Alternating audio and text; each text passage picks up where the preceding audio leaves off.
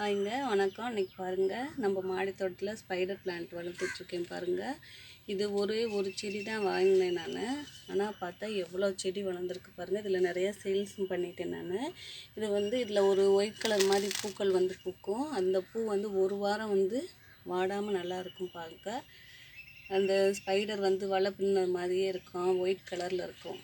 பார்க்கவே நல்லா அழகாக இருக்கும். நம்ம மாடி தோட்டத்தில் அழகுக்கு இதை வைக்கலாம், வீட்டு பக்கத்தில் வைக்கலாம். வீட்டு முன்னாடி ஒன்று வச்சாலே போதும். ஃபுல்லாக நல்லா நிறையா படர்ந்து வளர்ந்துக்கிட்டே இருக்கும். இதுக்கு பராமரிப்பு எதுவுமே தேவையில்லை. எந்த பூச்சி தாக்குதலும் வராது. எந்த உரமும் கொடுக்க தேவையில்லை. நம்ம நடும்போது கொடுக்குற மண்கலவை இருந்தாலே போதும். அது நல்லா வளர்ந்துக்கிட்டே இருக்கும். தண்ணியும் வாரத்துக்கு ஒரு தடவை கொடுத்தா போதும் பாருங்கள். பராமரிப்பு ஈஸியாக தான் இருக்கும். ஸ்பைடர் பிளான்ட் மாடி தோட்டத்தில் நல்லா ஈஸியாக வளர்ந்துட்டுருக்கு. இது இப்படி சின்ன இது வந்துச்சுன்னா, இலை வந்துச்சுன்னா அதுலேருந்து பூ வரப்போகுதுன்னு அர்த்தம். பூக்கள் பூத்தோன்னே நான் வீடியோ போடுறேன்.